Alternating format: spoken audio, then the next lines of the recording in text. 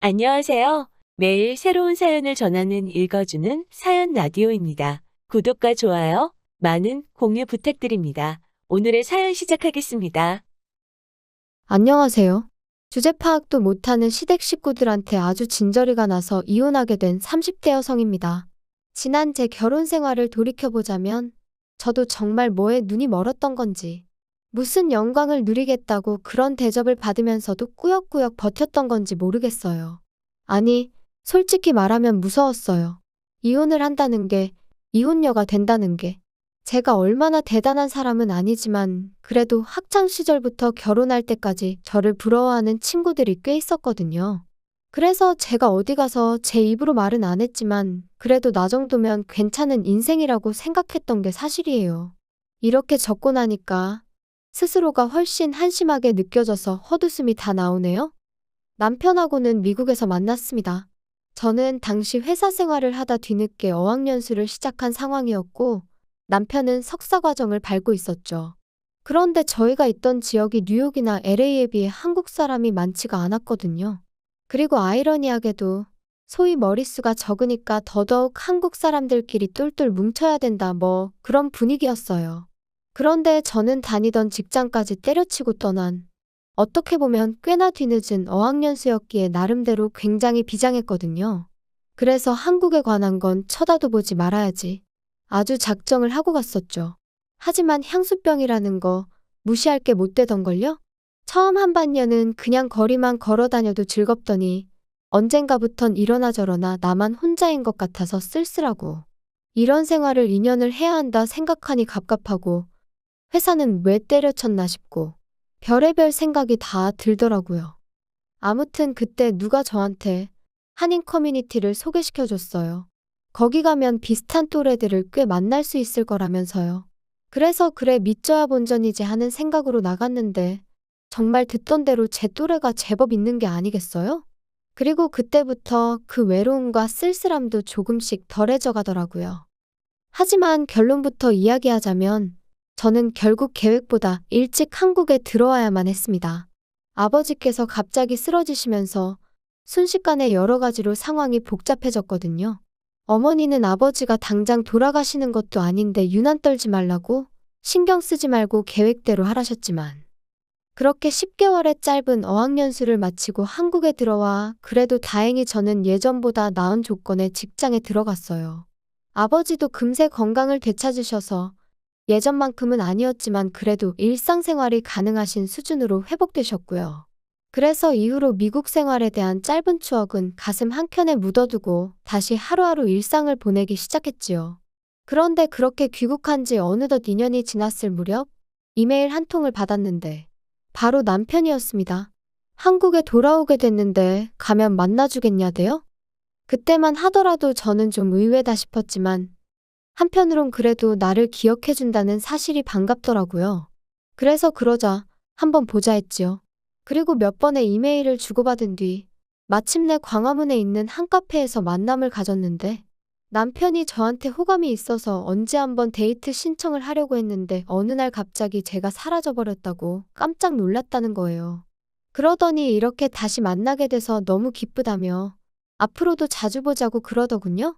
그땐 몰랐죠. 그런 대화를 계기로 저희가 부부의 영까지 맺게 될 줄은.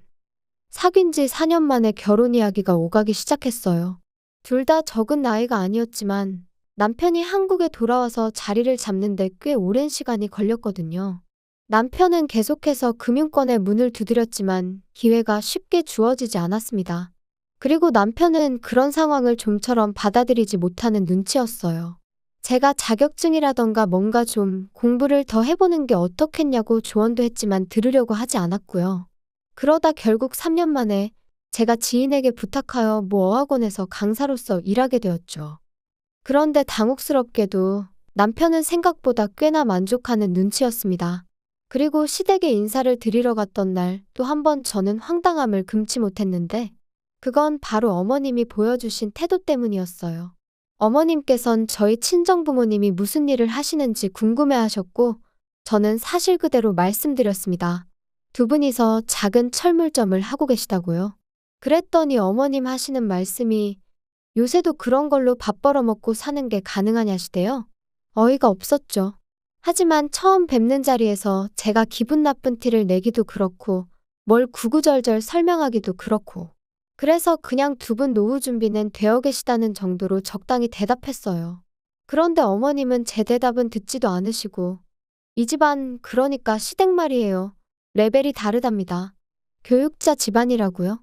그런데 알고 보니까 아버님은 학교 행정실에서 근무하셨는데 당시 불리시던 호칭이 행정실 선생님이었기에 선생님이다. 그러니까 교육자다 이거였고 어머님은 젊은 시절에 방문교사를 하셨었다대요. 여기서 잠깐 제가 직업에도 급이 있다 그런 얘기를 하는 건 절대 아닙니다. 다만 어머님이 너무 스스로를 시댁 식구들을 과대평가하고 있었다는 걸 말씀드리는 거예요. 게다가 남편에게는 위로 4살 많은 신우가 있었는데 제가 시집 올 때부터 남편과 이혼할 때까지 딱 2번, 그것도 3개월도 안 되는 기간 동안 과외를 했던 게 전부였거든요. 그런데도 어머님은 항상 신우를 전문 과외 선생님이라며 소개하셨으니 제가 다 민망하고 당혹스럽더라니까요. 기왕 신우 이야기가 나오기도 했고 따지고 보면 제가 남편과 이혼을 하게 된 것도 신우 때문이기도 하니 신우에 관해서 이야기를 해볼까요? 일단 어머님은 신우에 대한 자부심이 장난이 아니셨어요. 사실상 12년의 미국 유학 생활의 결과물로 가져온 건 미국 시골 주립대 졸업장이 전부였는데 그래도 어디 가시면 꼭 무려 미국에서 12년이나 공부를 했다면서 엄청난 엘리트처럼 표현하시더라고요.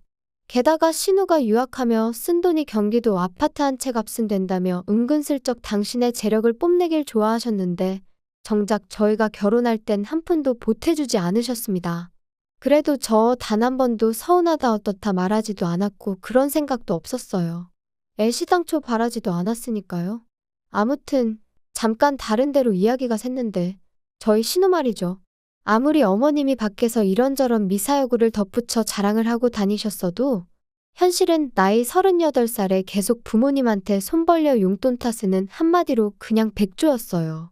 그런데도 어머님은 여자가 이 정도 스펙이면 고스펙이라면서 의사 변호사 같은 사자 사위를 보고 싶어 하시대요? 게다가 그런 와중에 남자 집안에 재산도 좀 있으면서 여자 쪽 재산은 개의치 않았으면 하셨고요. 하지만 여기까지도 까놓고 엄마가 자기 딸을 그렇게 생각하겠다는데 조건 좋은 사위를 보고 싶다는데 그걸 누가 뭐라고 하나요? 그런데 문제는 어머님이 그렇게 딸인 신우를 올려치는 동시에 며느리인 저는 끌어내리기 바쁘셨다는 거죠. 니네 부모는 젊어서 돈 벌어 너 안 가르치고 뭐 했다니? 요즘 같은 세상에. 정말 이해가 안 돼. 그게 무슨 말씀이세요? 저도 배울 만큼 배웠는데. 저 잘하는 동안 교육적인 면에서 부모님이 부족하게 해주신 거 없으세요? 으이구 너 바보니? 암만 좋은 대학이어도 한국에서 나온 거는 아무짝에도 쓸모가 없어. 미국이나 일본 같은 나라에서 대학을 나와야 사람들이 알아주지. 적어도 네 신우 정도는 돼야 어디 가서 배웠다 소리를 할 수 있는 거야. 어머님 어디 가서 그런 소리 마세요. 사람들이 무식하다고 욕해요. 무식하다니 그게 무슨 소리야? 내가 뭐 틀린 말 했니? 너 봐라. 어디 가서 미국에서 공부했다고 하면 벌써 사람들이 보는 눈빛이 달라져. 아니 그렇게 대단하면 어째서 아직까지 직장을 못 구한대요? 모르는 소리 하네. 못 구하는 게 아니라 지금 제 수준에 맞는 데가 없으니 안 가고 있는 거지. 그리고 잘난 남자들은 일하는 여자 안 좋아해. 그러면 어머님 아들은 못난 남자라서 저를 좋아하는 걸까요? 우리 아들은 미국 물을 먹어서 마인드가 달라. 어머님과의 대화는 늘 이런 식이었고 이러니 말 그대로 무슨 소통이 가능했겠어요. 그래서 언젠가부턴 막말로 어머님이 뭐라고 떠드시건 간에 그냥 적당히 내내 어머님 말씀이 맞아요 하고는 한 귀로 듣고 다른 한 귀로 흘려버리는 시기였지요. 하지만 급기야 신우까지 나서서 저를 깔보기 시작할 땐 정말 시쳇말로 계급장 떼고 한판 붙었으면 싶더라고요. 올케, 매일 직장 나가는 거 안 피곤해? 정말 너무 지겨울 것 같아. 남들도 다 이렇게 사는데요, 뭐. 적응하면 괜찮아요. 아니, 그렇게 해서 한 달에 한 1,000만 원씩 벌어? 1,000만 원이요? 농담하시는 거죠? 농담 아닌데? 아, 올케는 한국에서 대학을 나왔으니까 좀 다르려나?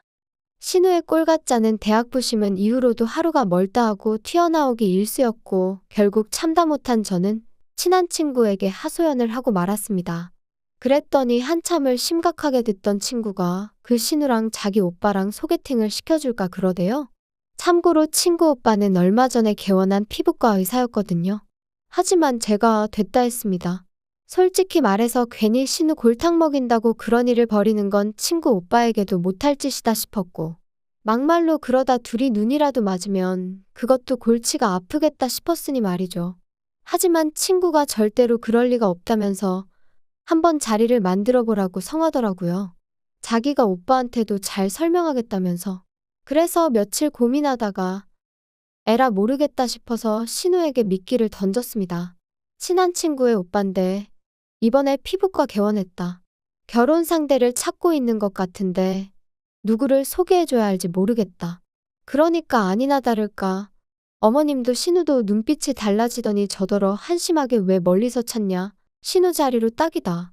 그래서 제가 신우더러 근데 그 오빠가 좀 조신한 여자를 좋아하는 것 같다 한마디 해줬거든요. 그랬더니 자기가 뭐가 어때서 남자 비위 맞춰주게 생겼냐고 저한테 한마디 쏘아붙이는데 진짜 저 근거 없는 자신감은 어디서 나오는 건지 짜증이 나대요. 아무튼 그렇게 두 사람이 만났는데 뭐 당연히 신우는 보기 좋게 차여서 집에 왔고 듣자 하니 아주 대성통곡을 했던 모양이에요. 신우가 또 미국에서 몇 년 살고 대학이 어떻고 하며 잘난 체를 해댔던 모양인데 그 친구 오빠도 미국에서 공부를 했었거든요. 그것도 꽤 유명한 학교에서요. 그러니까 아주 신우가 말하는 것마다 태클 걸고 한마디로 왕재수처럼 행동했던 모양입니다. 제 생각보다도 훨씬 못된 소리도 많이 한 것 같아서 솔직히 신우한테 조금 미안한 마음까지 생길 정도였다니까요. 그래도 다행이라고 해야 할지 그 소개팅 이후로 신우는 한동안 풀이 죽어 있었고 덕분에 말도 행동도 전과 달리 좀 조심스러워진 듯 했어요. 하지만 개가 똥을 참냐는 옛말처럼 본성이 쉽게 바뀔 리가 없었죠. 신우의 소개팅이 있고 2달쯤 지났을 무렵 어머님의 생신을 축하하기 위해 온 식구가 모였습니다. 그리고 이런저런 이야기가 오가던 와중에 남편이 뜬금없이 제 사촌오빠 이야기를 꺼내더군요.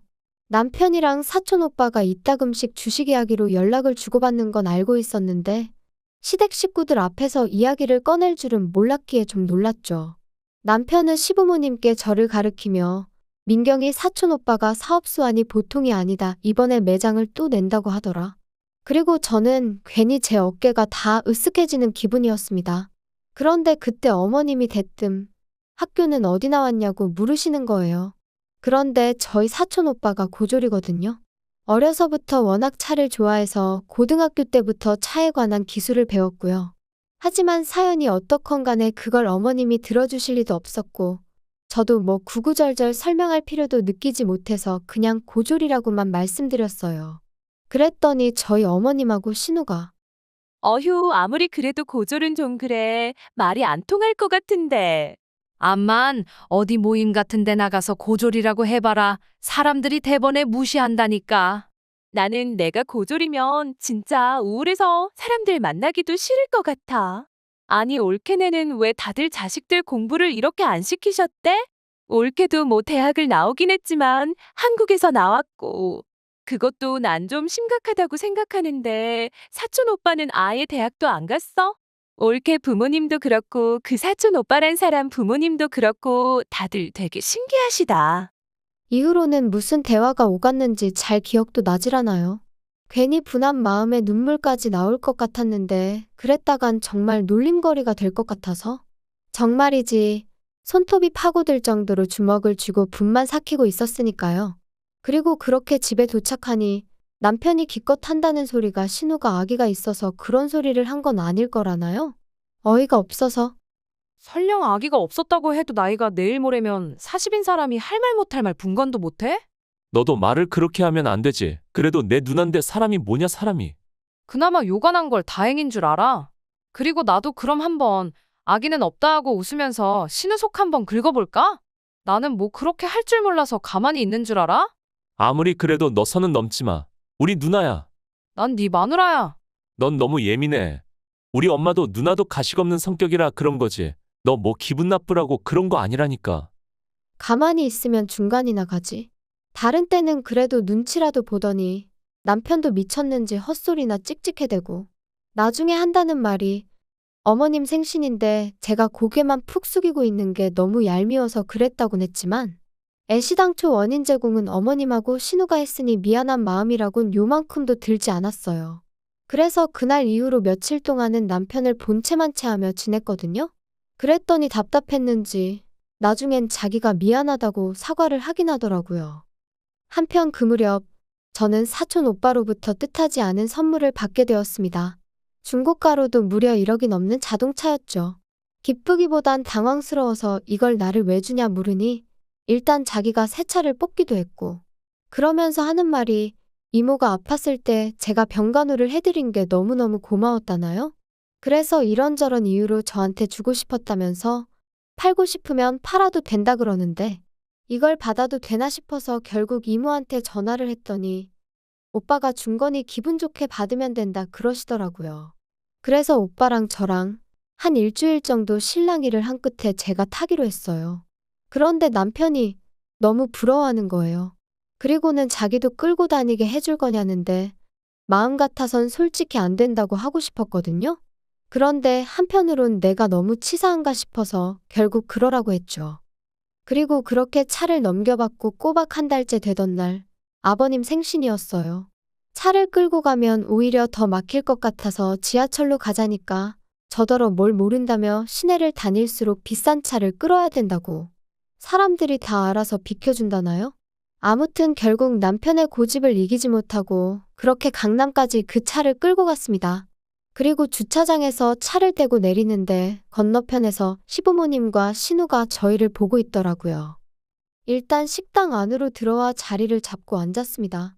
그리고 아니나 다를까 잘 지냈냐 뭐 그런 인사도 없이 대뜸 신우가 좀 전에 그 차 뭐야? 차 뽑았어. 그거 1억 넘잖아. 너네 그럴 돈이 어딨어서 차를 뽑았어? 그럴 리가. 저번에 말한 민경이 사촌 오빠, 그 형님이 주신 거야. 민경이한테 뭐 고마운 일이 있었다고 그래서 주셨다고 했는데 맞지?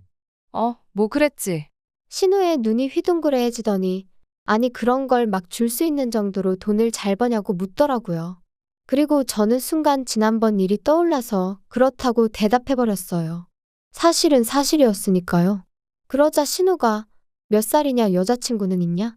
그때부터 은근슬쩍 5만 가지 질문을 다 하대요.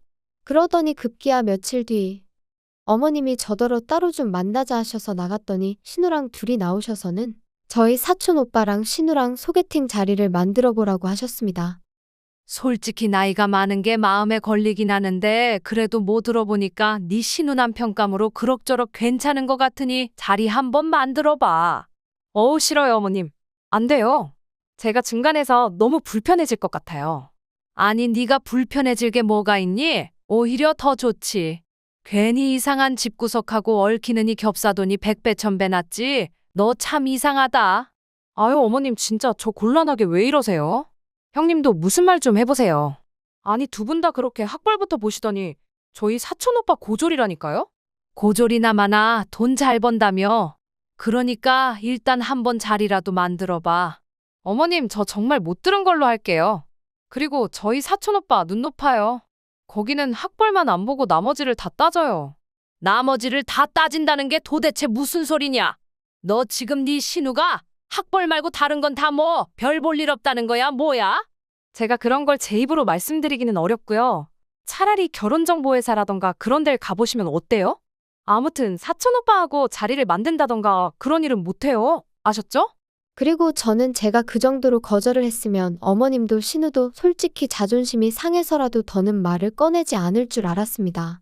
하지만 웬걸요. 급기야 어머님께서 다름 아닌 제 친정어머니한테 연락을 드렸더군요. 그리고는 이모님 연락처를 물어보시면서 저를 며느리로 들인 후 학벌 좀 차이 나도 사는 데는 별 문제 없다는 걸 알게 되었다는 식으로 말씀을 하셨다나요? 그런데 저희 어머니 순간 우라가 치미셨던 모양입니다. 그도 그럴 것이 저도 어디다 말할 데가 마땅치 않으니 어머님이나 신우가 학벌 가지고 기분 나쁜 소리를 해댈 때마다 친정어머니한테 흉을 봤었거든요. 그리고 친정어머니 입장에선 당신 딴에는 충분히 가르칠 만큼 가르쳤다 생각한 딸이 툭하면 시어머니한테 신우한테 싫은 소리를 듣는다니 얼마나 마음이 상하셨겠어요. 그런데 어머님이 기어이 또 끝까지 학벌을 물고 늘어지듯 말씀을 하셨다니. 아무튼 저희 어머니께서 그럼 일단 그쪽 따님 조건 좀 들어보자고. 몇 살이냐, 회사는 어디 다니냐, 돈은 얼마나 버냐. 학벌 빼고 다 물어보셨던 모양이에요. 그리고 당연히 저희 어머님은 뭐 하나 제대로 대답을 하실 수가 없으셨으니 나중에는 약이 오르셨는지 젊은 남녀가 연애하는데 그딴 게 뭐가 중요하냐고 막 소리를 지르시더랍니다. 그런데 저희 어머니께서 그걸 아시는 분이 내 딸한테 그따위로 행동을 하셨냐고 또 받아치시고 그렇게 두 분이 수화기 너머로 대판 싸우셨더라고요. 그리고 그날 밤 남편이 저더러 장모님한테 말씀드려서 먼저 사과하시게 하라 했습니다. 어머님께선 싸우려고 건 전화가 아니셨는데 저희 어머니가 너무 예민하게 반응을 하셔서 상황이 이렇게 된 거니까 전적으로 저희 어머니 책임이라면서 말이에요. 하지만 제 생각은 달랐습니다. 막무가내로 사돈한테 전화해서는 끝까지 학벌을 운운하신 어머님이 이상하신 거다. 그리고 당신은 걸핏하면 의도가 어쩌고 하는데 오해받을 소리를 골라서 하는 것도 대단한 재주라고 비꼬아 버렸네요. 그랬더니 남편이 저더러 심보가 고약하다면서 혹시 자기 누나한테 자격지심 같은 거 있냐 그러는데 어이가 없어서 저도 더는 못 참겠다 싶어서 내가 미쳤냐고, 그 나이 먹고 부모 등골이나 빨아먹는 네 누나가 내가 뭐가 아쉬워서 자격지심을 갖겠냐 했습니다. 오히려 어머님이랑 신우가 다른 사람들한테 자격지심이 있으니까 맨날 학벌 타령이나 하는 거 아니냐고요. 그리고 까놓고 말해서 뭐 얼마나 대단한 학벌이라고 유세냐고 꼴 같지도 않다고 해버렸네요. 그리고 그렇게 한바탕의 막말이 오간 뒤 저희 사이는 급격히 멀어지기 시작했습니다. 솔직히 말하자면 제가 먼저 남편한테 오만정이 떨어져서 그날 이후로는 남편하고 말 한마디 섞기도 싫고 숨소리도 듣기 싫어졌지요. 그래서 조금씩 제 나름대로 거리를 두기 시작했고 남편도 나름 심경에 변화가 있었는지 지난해 여름 자기 짐 챙겨서 본가로 갔어요. 그리고 이후로 3개월의 별거 생활 끝에 저희는 누가 먼저랄 것 없이 이혼하기로 합의를 받고 그렇게 작년 겨울 남남이 되었습니다. 곰곰이 생각해보면 남편하고 저 둘만의 생활은 그렇게 큰 문제가 있던 건 아니었어요. 남편이나 저나 학벌은 큰 관심사가 아니었고 그다지 신경 쓰이는 일이 아니었죠. 솔직히 만약에 제가 학벌에 연연하는 사람이었다면, 아니 능력에 연연하는 사람이었다면 애시당초 남편하고 연애부터 그렇게 오래 하지도 않았을 거예요. 그런데 결혼을 하고 시댁이 얽히니 결국 끝이 이렇게 되어버렸네요. 뭐 다른 분들은 아주 속이 다 후련하다 하시던데 솔직히 저는 후련하기도 하면서 동시에 뭔가 허무하기도 하고 그렇습니다. 아무튼 어머님도 신우도 자기들 때문에 멀쩡한 동생 부부가 이혼남 이혼녀 딱지를 달게 되었다는 것 정도는 지금쯤은 깨달았으려나요? 아마도 그저 제 희망사항이겠지요. 긴 이야기 들어주셔서 감사합니다. 오늘의 사연은 여기까지입니다. 구독과 좋아요, 알람 설정해주시면 앞으로 더 좋은 사연으로 찾아오겠습니다. 감사합니다.